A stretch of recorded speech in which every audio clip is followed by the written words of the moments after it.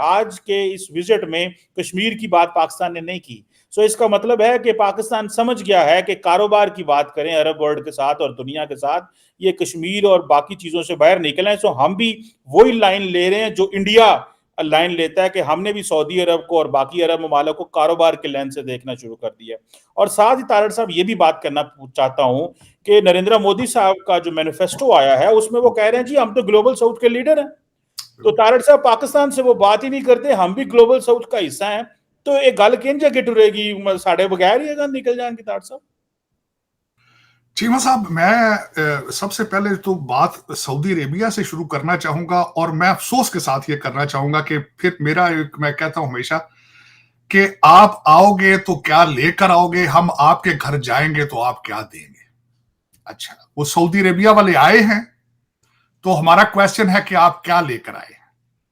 दूसरा, हम आपके घर जाएंगे, औरंगजेब साहब आईएमएफ के लिए वॉशिंगटन डीसी में, हम आपके घर जाएंगे तो आप हमें क्या देंगे। यहां से शुरू करूंगा। मेरे मोहतरम फॉरेन मिनिस्टर साहब डार साहब ने फरमाया कि मैंने जिंदगी में इतना बड़ा डेलीगेशन नहीं कहीं देखा।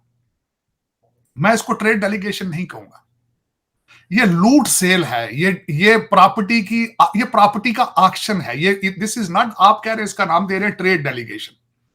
ट्रेड नहीं, ट्रेड दो चीजों से होता है। चीजें खरीदी जाती हैं, चीजों के हाथ एक्सचेंज करते हैं एक दूसरे के साथ। आप प्रोडक्ट्स देते हैं, वो पैसे लेते हैं, आप पैसे देते हैं, वो आपको प्रोडक्ट देते हैं। ये ऑक्शन है। इस ऑक्शन को, ये सऊदी ऑक्शन हो रहा है यहां पे, और इसके अंदर लूट सेल है कि आप एक सूबा खरीदें, हम दो सूबे फ्री देंगे साथ। इस ऑक्शन के अंदर ये सूरत हाल। बहुत बड़ा डेलीगेशन है। डार साहब ने फरमाया कि उन्होंने जिंदगी में इतना बड़ा डेलीगेशन नहीं देखा। मैं शर्मिंदा हूं। उसके अंदर एग्रीकल्चर मिनिस्टर आए हैं सऊदी अरेबिया के। एक एग्रीकल्चर कंट्री के अंदर एक सऊदी एग्रीकल्चर मिनिस्टर आए हैं, और शायद मेरा ख्याल है अपना होमवर्क करके नहीं आए कि आप ऐसे एक एग्रीकल्चर कंट्री के अंदर एग्रीकल्चर प्रोजेक्ट लेके आ रहे हैं जिसका सबसे बड़ा जिसकी शनाख्त एग्रीकल्चर है, लेकिन गंदम और चीनी इंपोर्ट करता है। शायद उस सऊदी मिनिस्टर को यह नहीं पता कि हम अपनी पहले चीनी बेचते हैं, फिर वही चीनी वापस खरीदते हैं। यह भी नहीं पता उनको। फिर गवर्नमेंट से सब्सिडी लेते हैं, फिर उससे माल बनाते हैं, और उस बंदे को यह नहीं पता कि यहां शुगर मिले ऊन कौन करता है। उस एग्रीकल्चर मिनिस्टर को यह नहीं पता। शायद उसको पता होना चाहिए था कि पाकिस्तान की शुगर मिलें कौन ओन करता है। सिंध की सारी शुगर मिलें जरदारी साहब ओन करते हैं, और यहां की शुगर मिलें पंजाब की या नवाज मियां फैमिली ओन करती है, या दूसरे ताकतवर माफियाज ओन करते हैं। ताकतवर माफियाज जिनके अपने जेट हैं, साड़े पनूजे हैं जजों के, जर्नैलों के सब के। शायद उस एग्रीकल्चर मिनिस्टर को यह नहीं पता। चले कोई नहीं, मजा लेने दे, एंजॉय करने दे उनको। साथ उनका मिनिस्टर बादरियात के आगे हैं, वो भी खरीदना चाहते हैं। तो ये एक ऑक्शन है, प्रॉपर्टी ऑक्शन है। इसको मैं ट्रेड डेलीगेशन नहीं कहूंगा। ट्रेड बाहमी ट्रेड होता है। ट्रेड, मैं बहसीत student of political science law, trade की डेफिनेशन ये नहीं है कि आप खरीदने चीजें आए, आप खरीदने आए हैं वो चीजें। और आपने बिल्कुल सही फरमाया है, $5 बिलियन का वो है।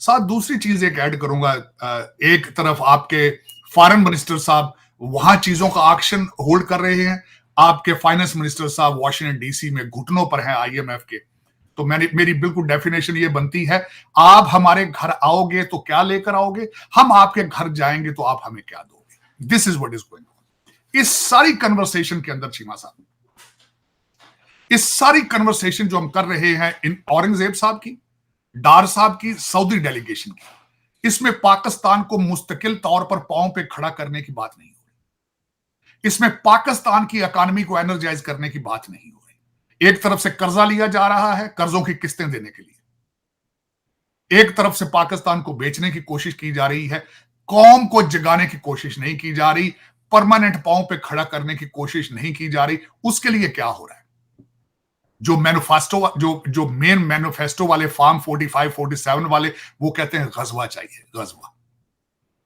वो कहते हैं गजवा पाकिस्तान होगा, जिहाद है, हम जिहाद से नीचे वो कंप्रोमाइज नहीं करना चाहते। जिहाद किससे करना चाहते हैं? आपस से। वो इस पाकिस्तान को खत्म करने का प्लान है उनका, वो तबाह करना चाहते हैं। दूसरा, आज मैं कुछ और चीजें भी इससे भी आगे चला रहा हूं, कुछ और बातें भी पाकिस्तान के चट्ठस्तान के कई चट्ठे रिजाइन आज कर गए हैं, उनसे भी बात करेंगे हम। लेकिन उससे मजीद आगे हम पढ़ते हैं, जब मैनिफेस्टो की बात की जा रही, मैं बल्कि कंपैरिजन करूंगा नए पत्र के साथ। नए पत्र था कांग्रेस का मैनिफेस्टो, उसका नाम नए पत्र था। और आज बीजेपी के मैं मैनिफेस्टो को कंपैरिजन इस तरह करना चाहूंगा। मैंने उसको बड़ी डिटेल से पढ़ा था, इसके भी तकरीबन 10 पॉइंट, उनके भी मैंने 15 पॉइंट पढ़े थे, इस लार्जर पेज। अब कंपैरिजन क्या है? इंडिया एंड ग्लोबल भारत का है। नए पत्र जो था वो इंडिया का मैनिफेस्टो है, जो बीजेपी का मैनिफेस्टो है इस ग्लोबल भारत। मैंने नाम भी उसका बड़ा सोच के दिया, global Bharat, India versus global Bharat. उन्होंने ग्लोबल साउथ की बात की है। चीमा साहब हक बजानब है, बिल्कुल हक बजानब है, मैं बिल्कुल ठीक कहूंगा। चीमा साहब, जब आप रेड सी के अंदर भी जाके अपने ट्रेड को और अपने शिपिंग को प्रोटेक्ट कर रहे हो, you can call yourself a leader in global south. Cheema साहब, जब आप अपने सिटीजन्स को जहां भी बैठे हो, आप किसी कीमत पर भी उनको उठाकर वापस अपने मुल्क में ले जाने की सलाहियत रखते हो, या उसका दर्द रखते हो, या उसके लिए कोशिश करते हो, you are a global leader. उसके बाद चीमा साहब, जब G20 को आप सक्सेसफुली ऑपरेट करें, जब आप ब्रिक्स में जाएं, जब आप मोदी साहब और जयशंकर साहब के दौरों को देखें, you are a global leader, you are a global south leader. आप डिजर्व करते हैं उसको। फिर उसके बाद आप अमेरिका की सैंक्शंस के बावजूद रशिया से तेल लें, आप ईरान की सैंक्शंस के बावजूद तेल लें, दुनिया को आंखें दिखाकर, तो आप ग्लोबल साउथ के लीडर हैं। You can say that you are global south leader. उसके बाद चीमा साहब, जिस तरीके से वो अपने डायस्पोरा को प्रमोट करते हैं, जिस तरीके से अपने डिजिटल भारत की प्रोडक्ट्स को प्रमोट करते हैं, जिस तरीके से उन्होंने भारत के रुपए को प्रमोट किया है, जिस तरीके से वो अपने जहां गए हैं मोदी साहब, आज तक उन्होंने कभी डायस्पोरा को निग्लेक्ट नहीं किया। चाहे ऑस्ट्रेलिया हो, चाहे अमेरिका हो, चाहे कोई डेवलपिंग कंट्री हो, चाहे खलीज हो, तो उन्होंने हमेशा जाके डायस्पोरा प्रमोट किया। उसमें ये तो एक इस a list of things how they can call themselves a global south leader. और इनका मैंने बड़ी डिटेल से पढ़ा है, खासकर इसी, बल्कि मैंने कई चीजें इसके साथ मैंने बता भी दी हैं आपको कि what is in their manifesto of BJP और वर्सेस। मैं बल्कि इसको मुसलसल इस तनाजर से देखता हूं कि कांग्रेस जो है वो लेबर पार्टी है, डेमोक्रेट पार्टी है, और BJP is a business friendly, far right और Republican Party. This is how I compare them with. और मेरे ख्याल में list of accomplishments, huge accomplishments of Modi period of last 10 years, और वो ही हैज बिकम इनविंसिबल, अनडिफीटेबल। उनको डिफीट करना और रिप्लेस करना, it is not possible, it is not possible. मेरे ख्याल में वो जो नेहरू साहब की लेगेसी थी, उसके बाद आफ्टर द नेहरू, मेरे ख्याल अब नेहरू भी